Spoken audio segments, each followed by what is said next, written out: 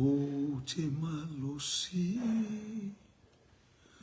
malosi, amor pia, chalo,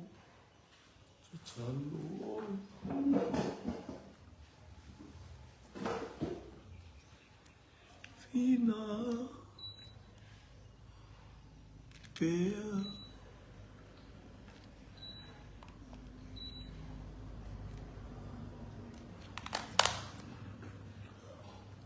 Wama ulo ya oe lo uachua olo umana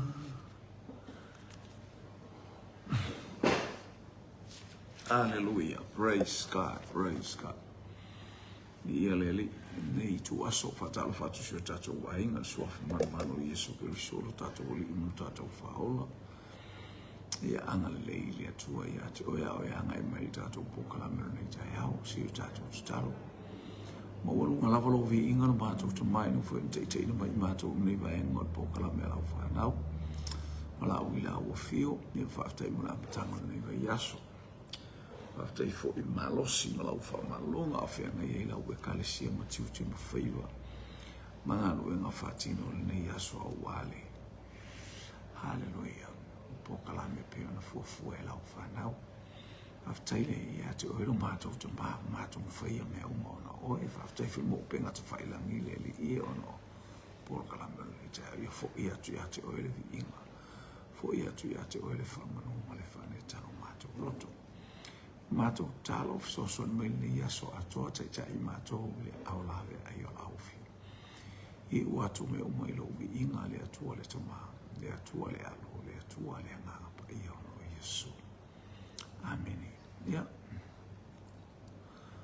Atalo fatu statu waingo ngai melu mo penga te failangi suafa manu malo Yesu ke solo tato wali I mo tato fahola. Ni ia leli praise God. Ye muli atu ila le nganga fa te mala nganga fa malo no tato mo nei. Hallelujah nei ya oli mata mo fi polta ya fu tono ni usila. Paso solo atu ile uli ya vi ia leli. Ia malo le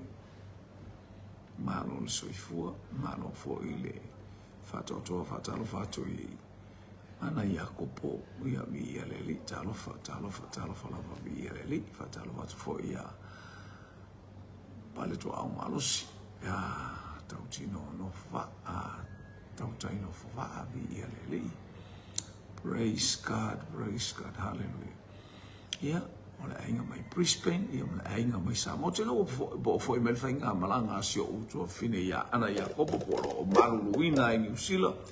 Ia le mesili na mo mata mo fie, mesili na mo mata mo fie. Hallelujah me uma. O lo fia ngai nei le kalesia malanga venga sau wala awa tul fatonu. Ia la tau fai istemi wale tau tala fia ngai va yasol nei ono lo mato to pe nga venga ono le.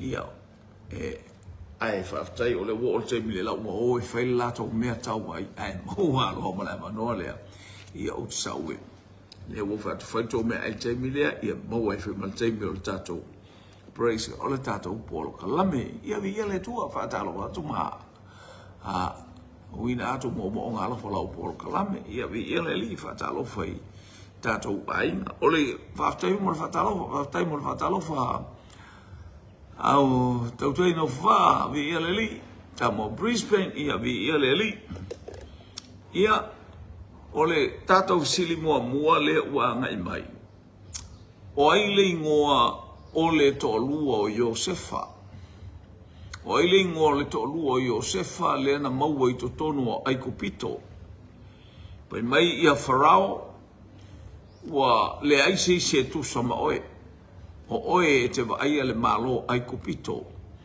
na ole no foa o te sili ai ole tūlanga ole whaatonuina le ai se vai pe si ile lima whaalongo tangata umai lo leo ma le teine lea o le hawhine o le whaiwhi au ia o louto o luan na o ai la le ingo le teine lea ai mai no e ma maole ala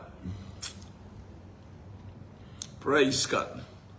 Lau pol kalame ai mainu il nei vaenga o lea o oli. Hallelujah. Vai ainga ma vai tau maftanga e whamalosi ai oe.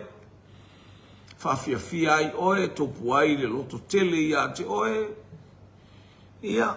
Ai le ngata i leo lau pol kalame tutu ina atu i au ta awhatafa. Whai whaasili ngā malosi se tu lilo whaalea ngango le upo le atua. O ai le ingoa o le to lua. Hallelujah. Iosefa. Na maua ilo na tama le lei to tonu o ai ko pito. Tato sin na wailunga. Ai mainu. E mamao le ala.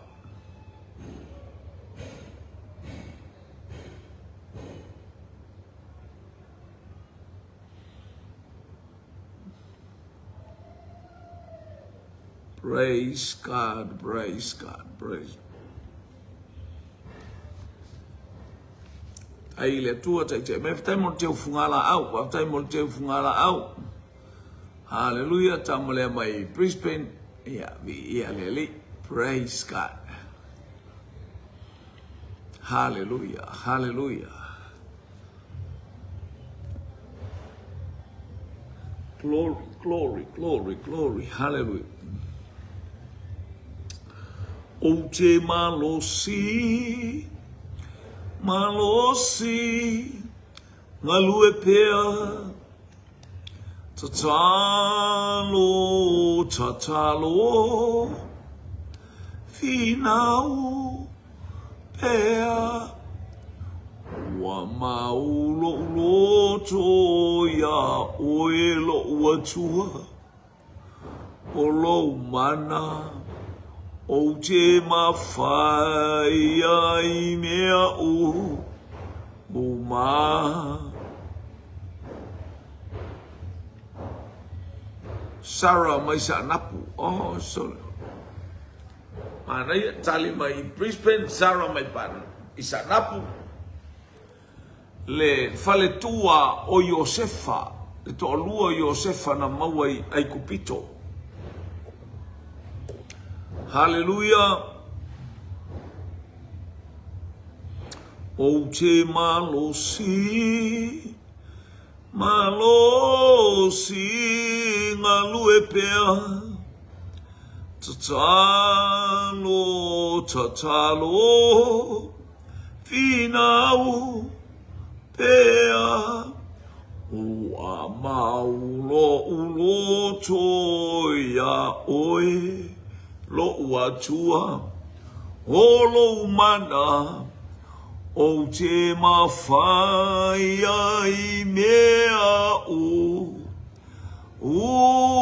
ma, o lo oso i fua oe, eu fiufi mai, o lo oso i fua oe, ufi mai, o te malosi, ngalue pea. Patalo atu ile tamaita ilmota.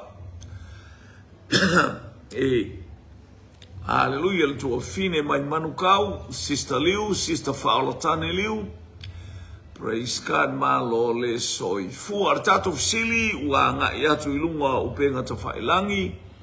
Hallelujah, o ai le ingoa o le faletua o Iosefa na maua mai tutonu o ai kupito. Mai Farao, Iosefa,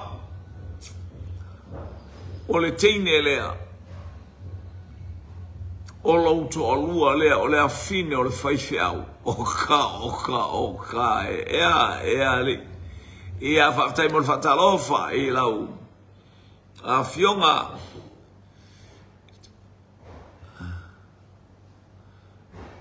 Ia lea ua talimai, ia tautai no faa o le teine o Asenati. Mai paia.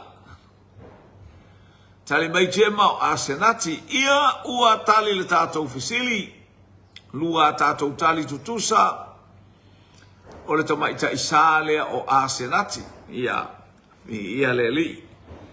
Aoi le ingoa na whaai ngoa ai e Farao, whamai ale to ingoa o ia Iosefa ao, ai kupito ao lobi ngoa lea, o le a matu ia te oe, o le ale ingoa na whaai ngoa ai e Farao, le tamaititi lea o Iosefa. Yo, ai mainu, ia ta talo mai fo ilo painga, mona ngā luenga lo whaitono le matou e kalesia, ia lele ina ia maua le malose lau whainga luenga le no utatalo tuai mo wala au atu ile whaatonu ia malie aleluia o ke iloa o le vai aso nei o lo pisi au ai maua le porkalame le tae au tutu lima le afi maua le porkalame i le afi o le ia le o whaifo isia porkalame o te whaatoa ile e karesia a ailola a whailola mea ai ale se i tau malo lo mai ai ma malo lo mai el ngā luenga malpa o ia la ua ai la ua vatu lato tapena atu lato tau maftanga le ua umatu le pa o whaftai le watali mai ia le teine lea mai sili savai i hallelujah whaolatane sister whaolatane liu praise God sapena paenea ai mainu e mamao le ala. Oli ai le ali oli ama bibi fa amaoni olona lofa e tu mawile sa olotonga.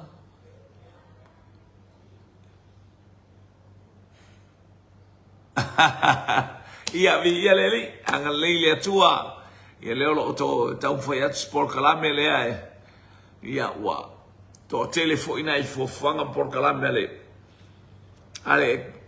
Ia nai fuafanga e fai mai nei. Ia ua. Ua. Ua wapiapi fo ile. Ia le. E farsao la inga vi ia le atu e nai fuafanga la itia mea. E tati ato nei taimi sa pena paenea e faali mea lilo vi ia le atua talofa le tina mai manurewa talofa le tina tatalo sista masina aleluia sista pele masina talofa se e mai ai ia malou se e mai ai malou so fa pele le tamo le laumua tamo le au pae tamole, ole matangi ma losi Talova meis vi ia leli. Brother meis talofa lava vi ia le atua. Whaftai mo le whatalofa. Ia o tatou visili na wa ia ilunga o le ala le ingona wha ingoa ai. Ia le toi ina. Hallelujah. O Iosefa e Farao. Leo tanu no mai ia. Tautai no maa. Le tama mai Brisbane. Tamo le kangaroo, woo! Male wallaby, ia leo talano mai o sa pena paenea. Lua ia tatou tali sa pena paenea ilunga. Hallelujah, praise God, hallelujah. Ia whaftai mo le whatalofa le whaia onga, ia lele, praise. Ia le hoa tas moko a. Ia whaftai, ia leli, a leile atua i ngā luenga fo info whangal nei, o le nei yaso, ia la matanga fo la sangafua, ia leli, praise God. Sumar fitu minute te ai sumar lua i Samo nei leo, sumar fitu minute te ai le sumar lua, a sumar tasi tonu o New Zealand, a sumar fitu minute te ai le tula iwa i tonu o Brisbane, hallelujah, ia, a sumar fitu minute te ai le tula tasi i Hawaii, sumar fitu minute te ali sumar lua tu sa mātou taimi ma Amerika sa moe le lato waso sa pati le nei. Hallelujah, praise God. Ua sumar fitu minute te ai le tulai wha i le afiafi i to tonu o Amerika a o alo atu i whainga sa pati i a po watu ua lotu i o nise to i tasi lotu i a vi i alele, praise God. Hallelujah. Ia leo watali li tato ofisili sa pena paenea. Sa pena paenea vi ia leli. Hallelujah.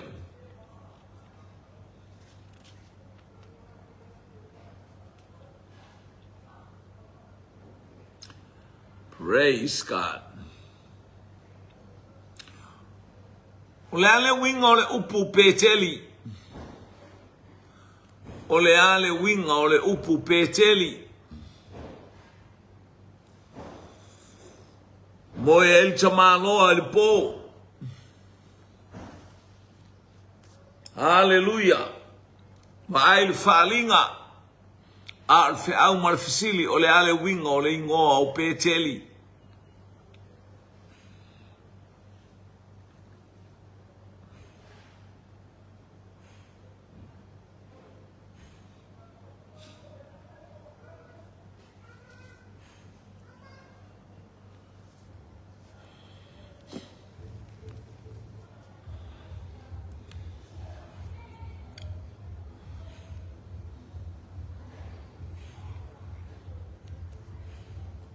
Ia leo whapea mai ia chema ole fale ole atua, ole fale ole ali, ia le ali.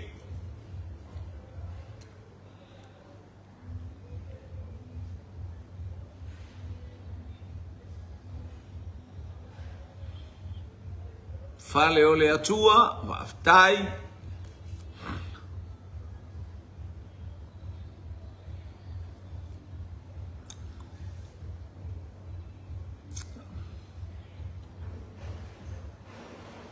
Ai mainu e mama o le ala. Oli oli ai le ali i. Oli oli a mabibi i. Fa amaoni olo na lofa. E tu mawile sa olo tonga.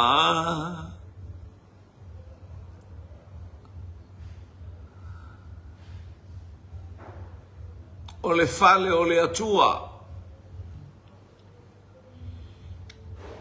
La le winga ole upu peteli.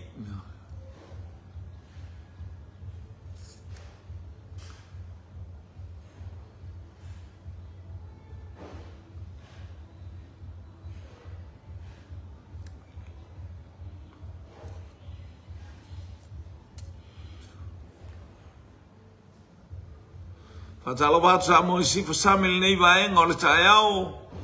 Ia vi ia la le atua ia au ia o tou il taia ele taimi o le uli volata la uli ia talofa mo oe le pele tina pele vi ia le li leu fa pe mai ia tautai no va ia ole maota o le atua na lua tatou tali haleluia lo anga ia pepo anis tatou tali o fia maua mai.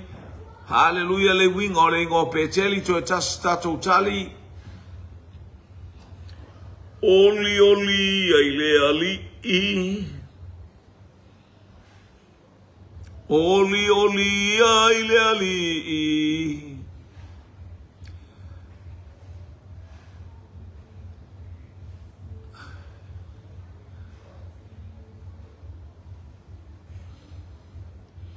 E mata utia. Olo na lofa. Ia tu mawile sa olo tonga. Lewa tali mai ia Brisbane. Hallelujah. Ele Wallaby male Bronco. Ole maota ole atua. Samoisi fasami. Maota tapuai. Ole atua. Ia leli. Ia whaftai utali tato sili. A tato ia tato sile winga le ngō peteli nasa mo ia kopo alane. Hallelujah te ia kopo. Aba i angelu a ea e mai foifo. Hallelujah. Wa ia kopo le langi o le mota o le atua le mea saiai. Ia. O le atana o le fale o le atua le mea nei. O ile isi ngor tangata o Yeru pa ala.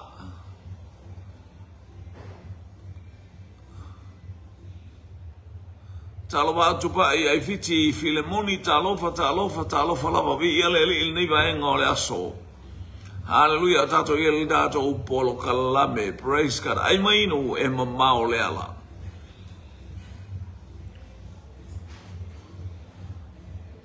O ai le singoa o Yeru pa ala.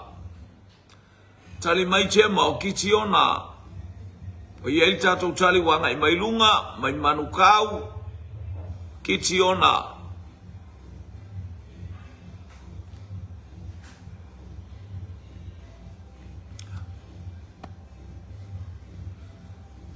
E o fofongi a lea tua, e o fofongi a lea tua, fa malololo tino, malo unei anganga, ia pa ia lo nasu a fa me ai. Praise God, ia la wa fail me tawaia. Ala o finga luenga, ia le wa ai mako wele kaas, wa taal mato sfulu, wa te ala mato sfulu lua, tauna ai mato au finga luenga.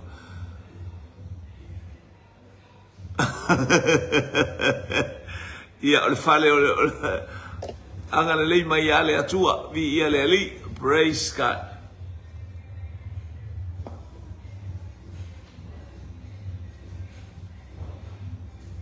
Praise God. Mas kaba ifa on mole.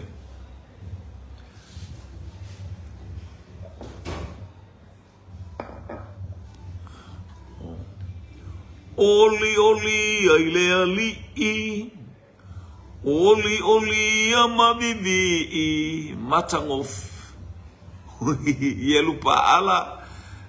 Ia la finau ma pa ala ma ia awa wa ia soloia ilona fata faita ulanga. Tasi tato tali le wai i o kitiona o ai le isi ngoa o yelu pa ala. Ia le li, praise God.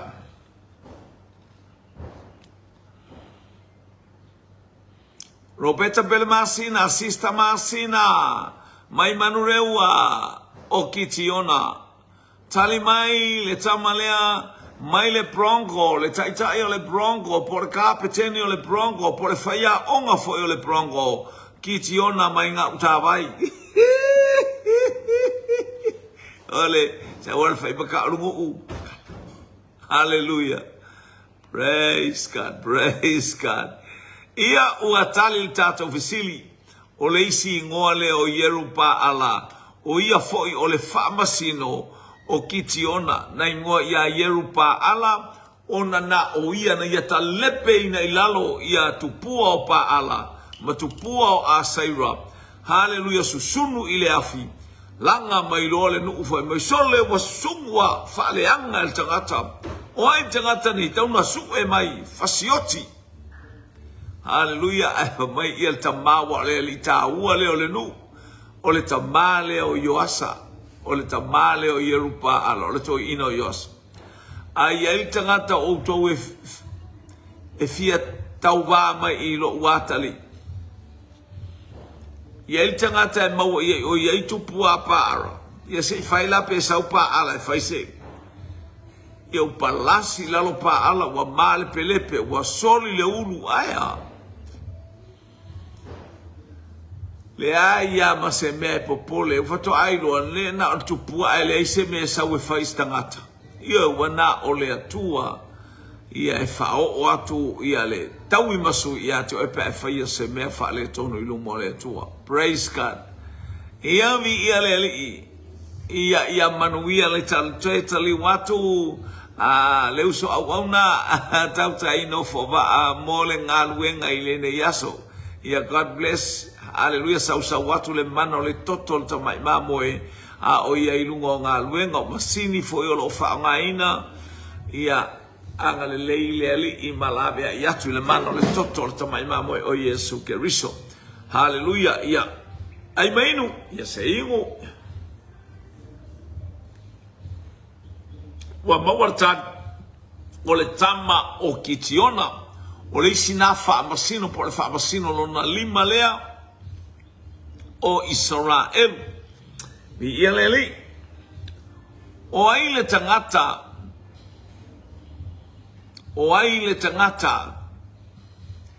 ta ofi umaya na te ta ofia le lei mea lona ainga na otia. Hallelujah, ona e le mawhaina ia matuku atu e vatu le whanua o lona ainga. Hallelujah, e whaia i ngā luenga le tupu po ai ale tangata ingo ia a apo.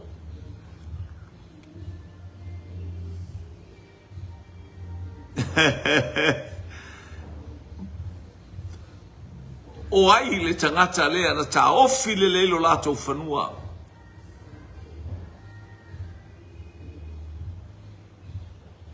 Io e to tele tangata e ta ilua o lato ingoa le tuspa ia a. Io le si ingoa i ele ta ua, a o le si ingoa e pe au tātou, na misa lolo utama a whitotoa, io le a inga wha ingoa roka mai kiki a whikoa.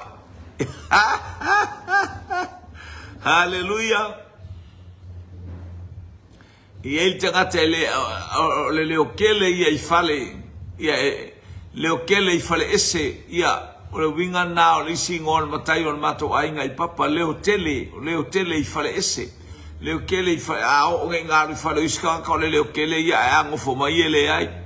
Leo sautali na pota mai a tema, na pota mai a ropeta pele masina, ropeta mai a Samoa Sifasami. Talofa atu I las paia ma las sapati tonu o Hawaii. Talofa mali alosa tasi kuresa. Talofa. Alo ni se le fono talofa. Bi ia neli. Ia nea watato iai. Wai tangata. E nate le itu inatu le tofi o lona ainga. I seisi a tangata. Tolu tato tali. Ia le ala ua tali tātou fesili o nā pota whaaftai. Nā whaaftai mo le tari vi ia le ali. Praise God.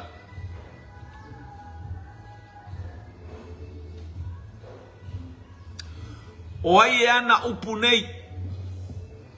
O le mea ua tūsia lava. O le mea ua outusia lava whaaftai mo le whatalofa mali alosa. Ia, o amari sapati le nei tai au whaaftai mali alosa nā pota, whaaftai sa o le lei, nā ua vai atu tatu tali a nā pota.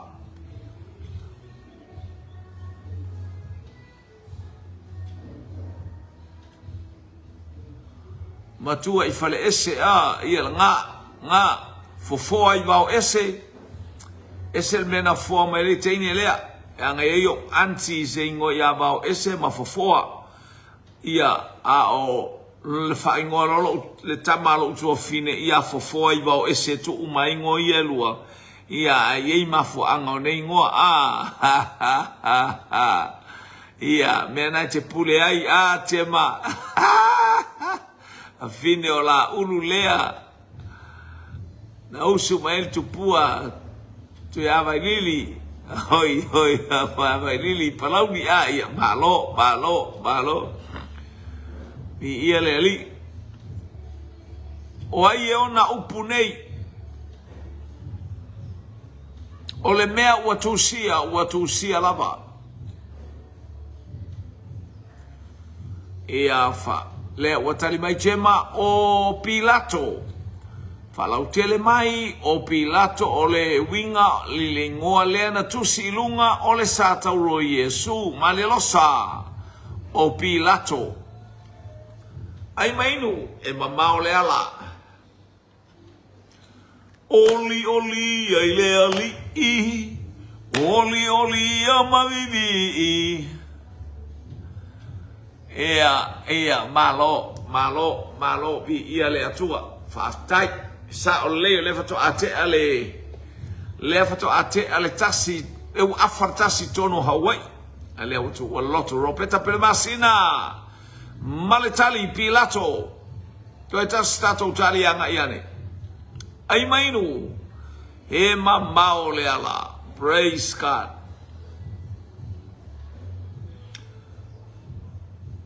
O le mea ua outusia lava.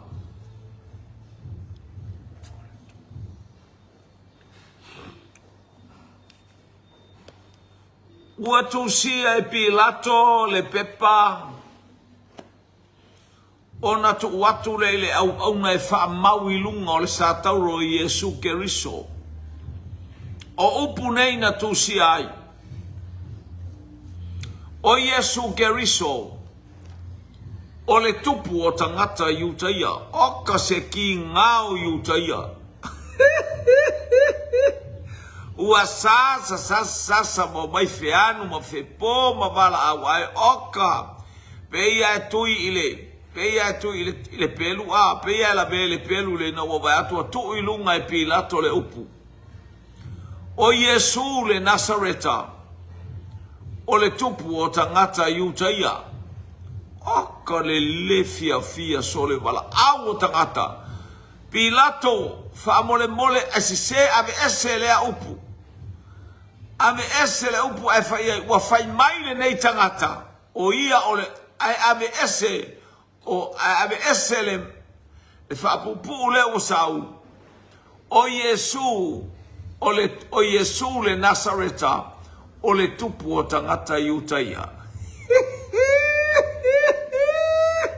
awoi lo umakai oka le fia mawalunga oka le fia mamapo oka le sawamo lato winga le mafaufau aya wa matua I fei taima le tau tangata I le vala au mai o Pilato o le mea wa outusia lava wa mauri pepa ilunga o Yesu le lau papa na avatu matutui ilunga o le ao Yesu ilunga ane o lona satau. Hallelujah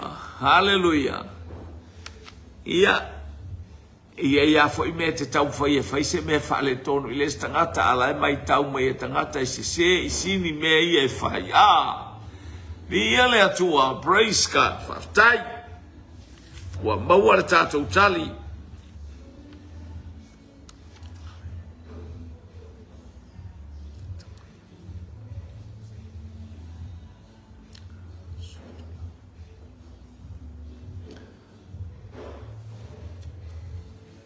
Fomai tatala mai le pangota.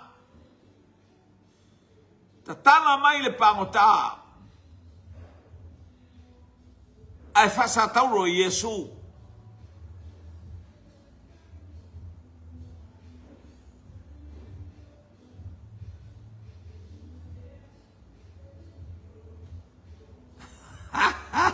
Ia le na. Io uole o tangata taipei al mele tau foi fesa o mafiriki e fia Iutaia ai le anga la o tangata lea ia o le kovana e faisina sili ato le lile ngai kovanga le o le ipengi kovanga fa pi mea a fesa o mafiriki o Pilato ia o tangata fai asina e lua tausanga na to e fo ai Pilato I Roma ai saule tala ua tau e Roma I lunga o le la au. Ona o le mea sena ia whaia ia Yesu. O tala fasolo pito na o Pilato. Lua tausanga na toi fo ia I Roma. Hallelujah. Ai tau le la au a maua le suenga. I se isini le mea ia whaia ia Yesu. Ele ai se angasala ua ia tau roina. Se foi le mana ia... Ana lawa lo songa la vai lo tusi. Hallelujah malo mata atu le sauninga le taiao. Tap wa yatu. Mayatu le mana yo lo tu mai tafa. Hallelujah le faletua. Pa mea wa siva tele le faletua ai te lo siva ai sau nei ese lo siva sole. Ele maua I sesi lo siva ale wa latu I o wa fo yatu. Pe se me ua mamafa ia te oe. O lo fatu lo ainga I Samoa nei. O lo fatu tatou polo kalame I Samoa nei lau polo kalame. Hallelujah. Ai mainu e mamao le ala e mole atu o lo faanga mo lo tau nuu manuia. Hallelujah. Fa asawina atu le fainga malanga feiloa e fo I male faletua male kalesia. Mole atu o lo faanga o le polo kalame ai mainu mo oe le sunga I le failau tusia o le tatou. Polo o la tatou fa apoto potonga wila taurolo praise God so ngai le toi ina o Seattle I America via leli o lo manu bia matou tatou pokalame na wanga yatu tali o tatou fesili o tatou fesili o ai lea na bala au ta tala mai le pangota fasa tauro Yesu ia alofa atu fa'atai. Praise God. Alofa atu mo fatua mal no falo. Tatala mai ai fasa tauro ia Yesu. O ai lea ua tatala mai. O ai lea na tatala mai.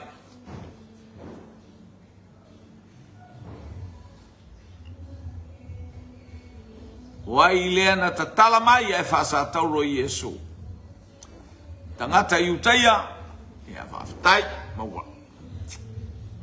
Tema tangata iutaia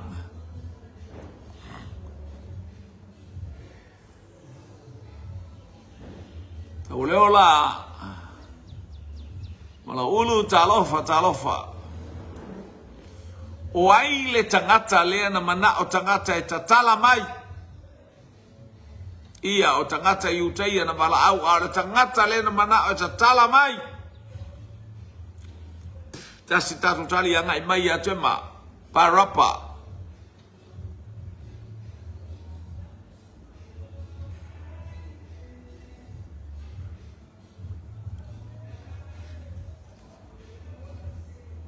Ropeta parapa.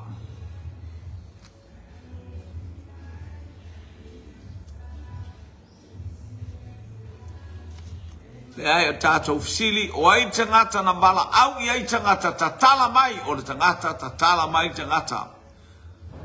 Hallelujah. Ia sa o le lei Samoa sifo. Hallelujah. O palapalapa. O parapa. Ia ua tali tātou fisili o le tama o lapalapa ia leli o le pangota fasio tangata ia le o mana o iutai e tatala mai ia leli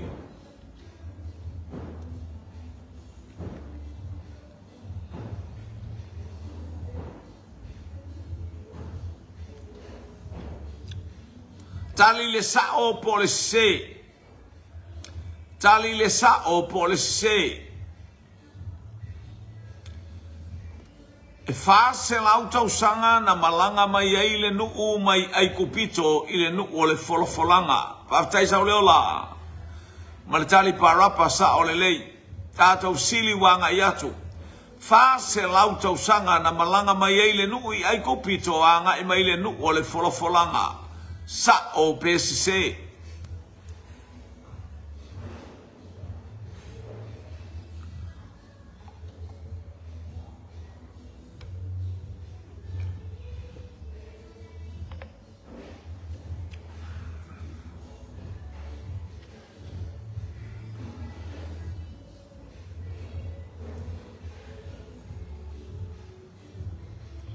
Tali mai chema se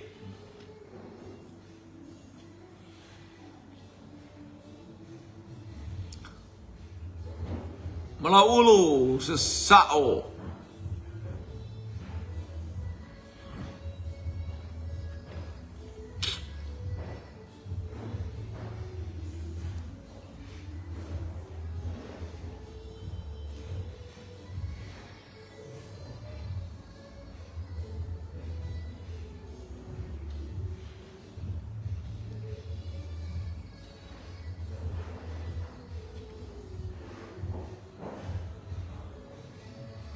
o le fisili malanga mai ai kupito e o mai le nuu o le folafolanga fase lauta usanga sa o PC mai ai kupito no mai ai kupito o ese mai ai kupito e o mai le nuu o le folafolanga e tau nuu lo ai fase lauta usanga sa o PC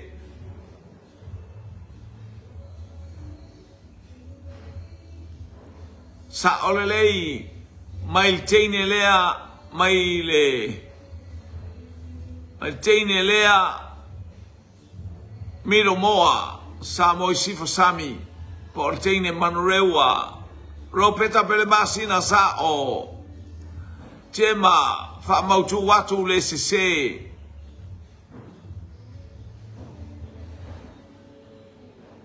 praise God. Ia ua tali le tātou fisili. e fast fulu tausanga na mai ele nu mai ai kupito e o mai I to tonu o le nu o le folfolanga o le tali e se ele fast se lau tausanga na no nofo ai le nu ai kupito ai bala au loa le atua e o ese ia mose taimi o mose fai le atua ia Abrahamo e nofo polonga lau whanau Abrahamo I le nu ese ai le iaina o se atali I o Abrahamo le ai se whanau o Abrahamo a ua feta lai I le atua tu Abrahamo I le whātua tua fai mai a whāse lau tausanga e no nofo ai lau whanau o kakare ko kero le whangau a lea ua tau mai e le atua a le ai ma se whangau o ia keia o le mafua angana na maua I le atali o Isaac o le atali o le tamaloa e le ipopole Isaac e le ipopole le Abrahamo e ave osi al taulanga e tusa na fetalai mai o le atua. Ua fai le lopo feo mai me ala fa mai le atua e no nofo lau whanau I le nu ese. Ave lo natali I malona tali tonu malona whaatua tua. O le tali o le fisili, hallelujah, praise God, e se e fast furu tausanga na o I le nu mai ai kupito e o I le nu o le folafolanga. Ai fase lau tausanga na no nofo ai le nui ai kupito. Ia whaftai mole. Tari la e se ele fase lau e fase fulu.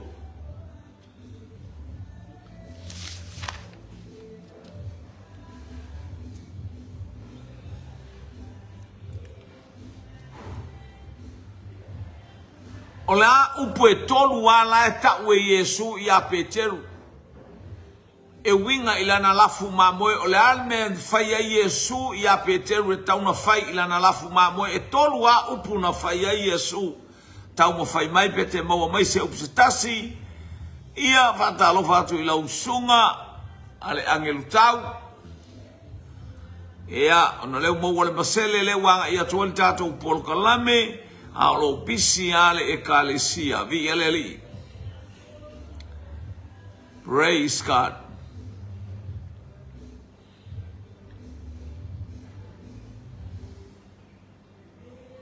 Tolua upuna fai ai Yesu e winga yana mamoe. Hallelujah. Fanga ya umamoe ia e tolu upu. E tolu upu na fai ai Yesu. Sa ole fanga mamoe.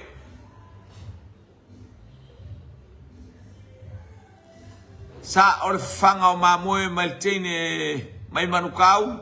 Lewa kopi atu iai maltama mai otahuhu. Fanga o mamoe. Sau sa moi sifa sami ia. Ropeta pelbasina e tasi ale upule sau fanga. Fafanga leo mamoe. Bela na wa aye leo mamoe to mamoe. La na fafanga leo mamoe. Hallelujah. Mai Yesu e te alofa ya te au. Tolu wa upu na fa ya Yesu. Tolu fisili. Ita mapeteru.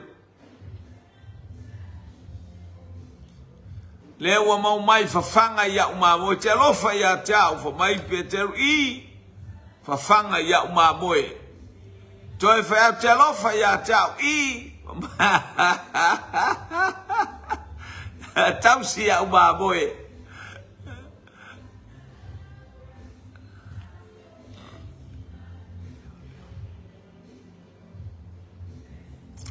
Fafanga leo matausi. Ia lea ua sawe ropeta pele masina. Fafanga leo matausi. Faftai. Ia eselmana ia a tausi faalelei. Fafanga faalelei. Leo faalelei na imea. Hallelujah. Ai awale aya mamoe. Faftai. Watali tata ofisili.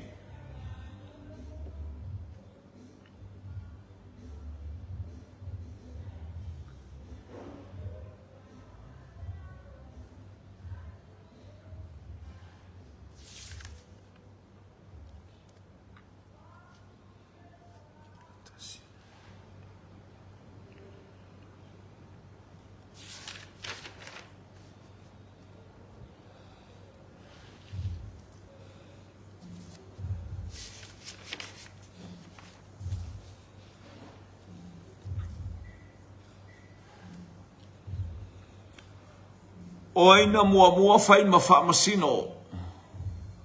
Fatalo watu lau sunga ile toina. Talo watu lau sunga le toina. Ia. Te ibaya no mala watu la ia lea. Mamtai mo fatalo fa muri atu le tua. Le anu mala au maidesi o tauso. Taunu uneil tauso i. Taunu ananafi ea.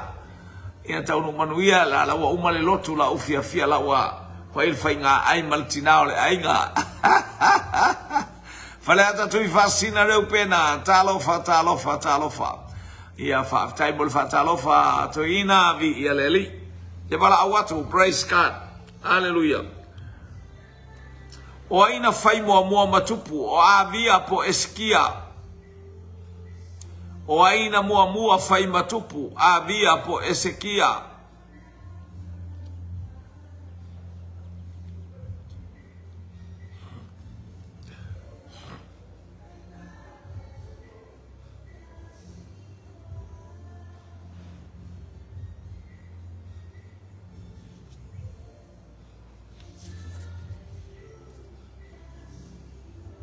Jema avia mua fai avia ma leo sauya jema fa mai mua avia tasik tato tali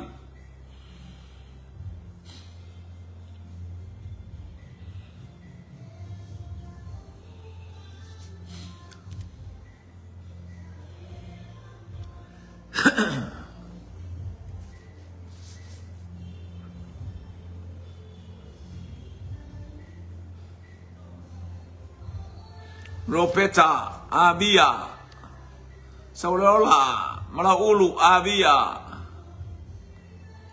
Chema avia Aimainu e mamao le ala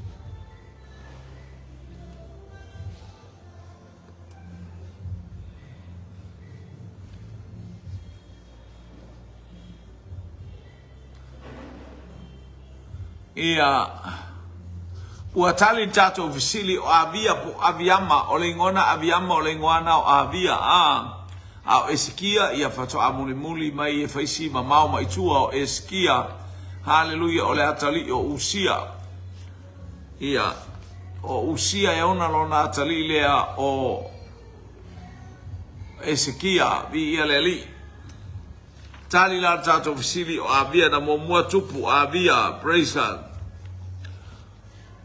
Tali le sa o polese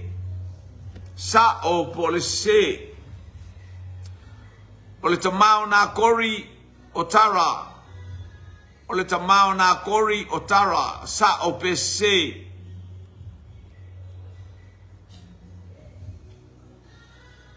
na kori o lona tamatara sa o pese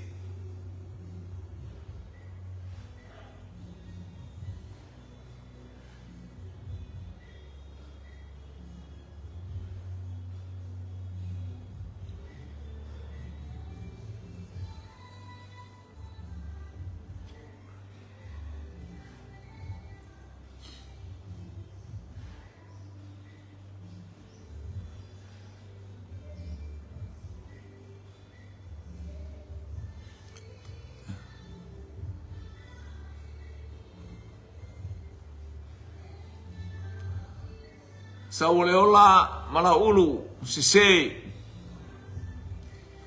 o le tama o na kori o tara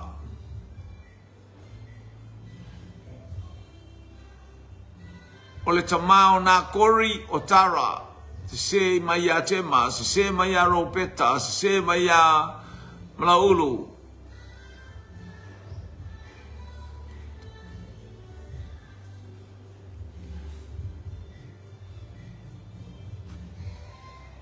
o le tamao o na kori o tara sa o pese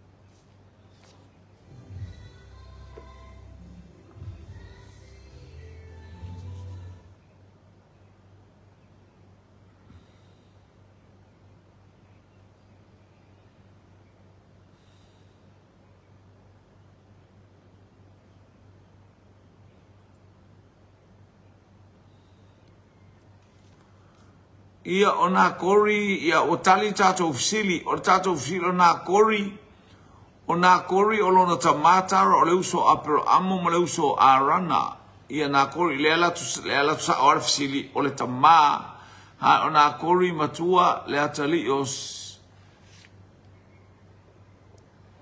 se ruka le asau ai tatou pasta ia le ai o le tama o le ala sa o fisili ia na kori o lona tamatara o le tali sa o la e sao o le tamato nuana o na kori ma apero amo ma arana o la tu tamatara ia e se ina kori matua ele o ia fa maru atu pe afa wa fili ya tato ia pe le tela tsa o ia o le ala tu sa sili o sa o male se lona winga ia nei te ua haleluya a otara o lona a ona kori le ala ititi a ia sorry pe afa wa faisinga nunumi la ititi tato sili lea e foi na kori luna atua na kori le tama ia tara ia alanga le sa ola alfisili o na kori o lona tamatara e sa ole le alfisili ia bi ele atua ia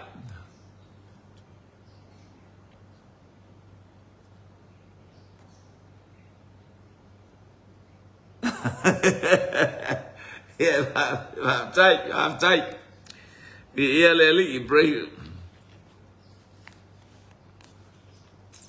Aleluia. Ia ona i tātou sil muli le wanga i atu. Haleluia. O le tātou fisili muli le wanga i atu. Haleluia.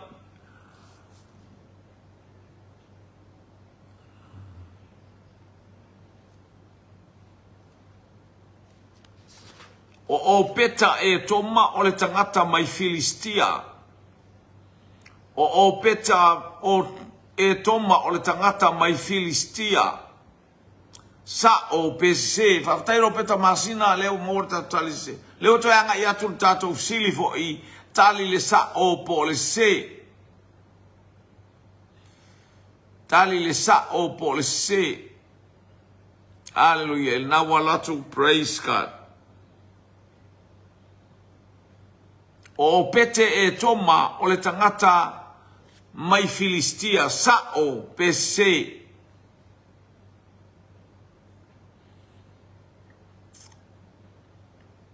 Leu tali mai tema sa o le lei. Tatou tue sili wanga ia tol tatou polo kalame. Sa o le lei mai il teini lea mai manukau. Whaftai malo le tali sili.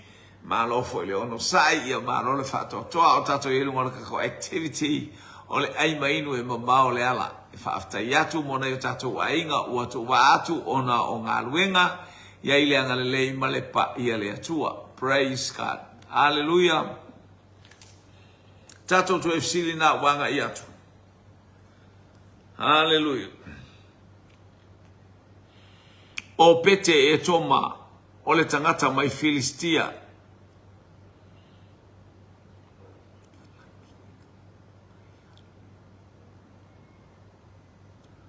Ropeta pele masina sa olelei.